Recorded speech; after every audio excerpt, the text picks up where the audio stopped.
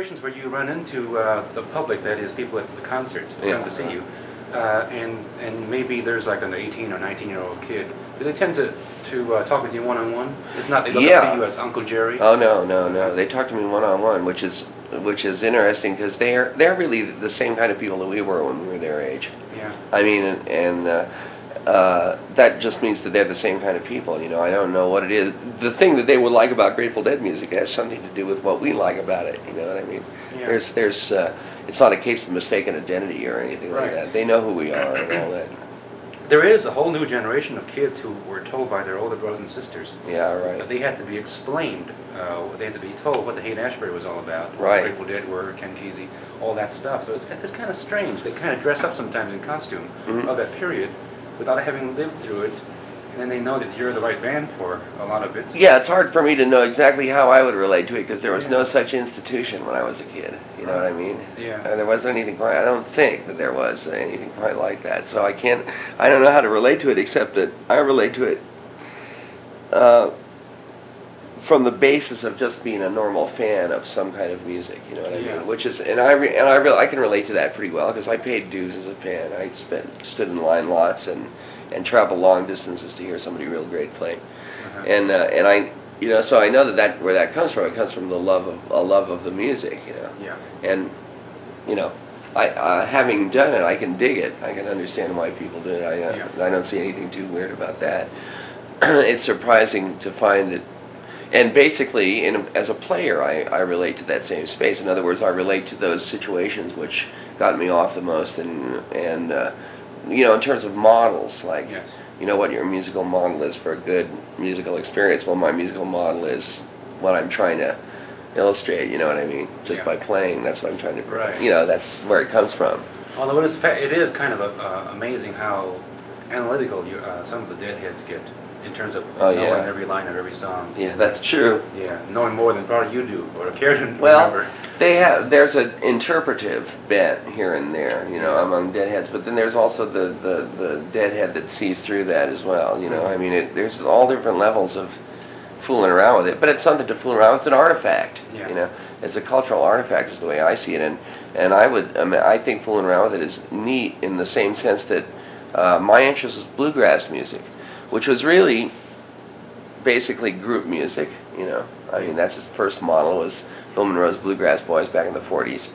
And when I was involved in it, which was the early 60s, then everybody's model was that band. And any chance to see any part of that band would be something that I and every other bluegrass fan would do willingly. And also the way you played and got your music together was also modeled around that style. Yeah. So basically, if we are involved in a similar phenomena, you know, then I really have seen the mechanics of it before I know how it works, you know, and it's okay, you know. I mean I know I myself never had anything but good times and good experiences as a result of my involvement as a fan with group music. You know, fundamentally the same thing. Right. That's the closest I can get to a parallel. Yeah. You know.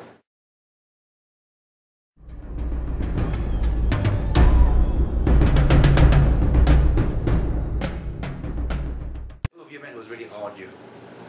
Nobody yet. Oh, I mean, like a bluegrass artist, you know. Oh, who's awed me? Yeah. Oh, sure. Well, I was always afraid to meet the people that really awed me. I would never have the nerve to introduce myself and go up and talk to them ever. Not in a million years. I was much too shy for that. But I'd go and see them and did a lot of times. There was like one guy that impressed me tremendously was this fiddler named Scott Stoneman who died from drinking hair tonic. He's one of those guys that grows up and playing in country and western bars, you know, starts when he's 14 years old, starts drinking hard liquor, you know. And so he died in his 30s, early 30s or something like that. But I'd go and hear him play, and he had this way of doing like what very few bluegrass players ever did, which was just play out on a tune. And he would have a fiddle tune 2 or 3 times a set, 2 or 3 fiddle tunes a set. And he would play them, take them out to like 20 minutes, you know. And just play endless, amazing variations, like Vassar. Vassar has that same facility, and it was just incredible, the intensity and soulfulness that this guy played with. I mean, it was just all this amazing end-of-the-world intensity. Every bit of it was just, you know, the energy level, you know, and then the way the ideas came out, the flow of them and everything was just amazingly brilliant. I was just It was just a far out experience to hear the guy play.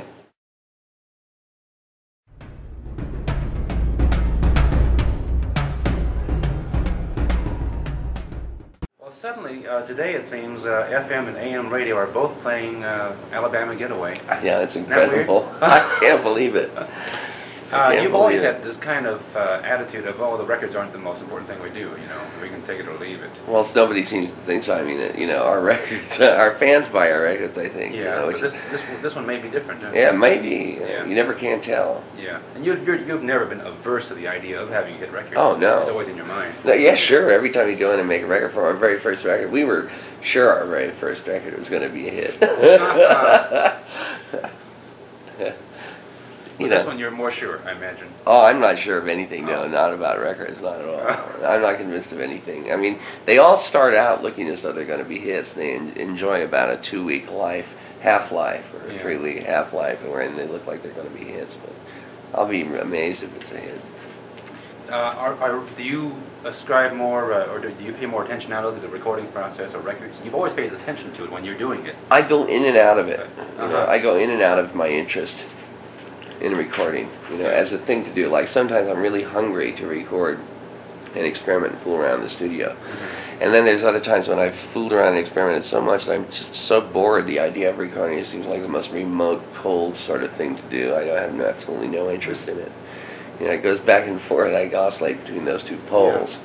It's not like a child, actually. I mean, if you get a new toy, though, then you want to play with it. That's true, but after 15 years, it's not a new toy anymore. You know, I mean, I've played in the studio an awful lot. I've got my own studio now, you know, fundamentally.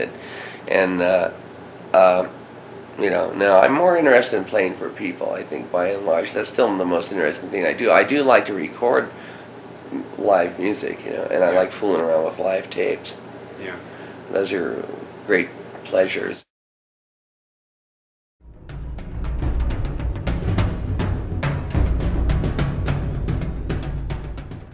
How did you choose Colorado for the anniversary thing? Why not San Francisco? No reason. I mean, not any particular reason at all. If you had given that much thought to the big birthday party, would you have... Actually, I think the gig came before we realized it was going to be our anniversary. And it turns out to be... Yeah, maybe. I mean, that's possible, yeah. Or this is where we plan to be. We weren't really thinking that it was about our anniversary or anything like that. I think somebody pointed it out in a meeting, maybe after New Year's or something like that. Although none of us flashed on it, it just came up, and all of a sudden, you know, so that, and then I think Phil probably deduced that it was around this time, that in terms of when we actually started or played our first gig. Somebody deduced it or figured it out or something like that. Yeah, I think he said that it was, he's marking the birth of the Grateful Dead as the day that he joined. Yeah, that's right. That's right. I think that's correct, yeah. That's correct. That's the way I would measure it, or that would be a good starting place. That's when the Grateful Dead was the Grateful Dead, yeah. Even though we were the Warlocks, technically it was the same band. Right.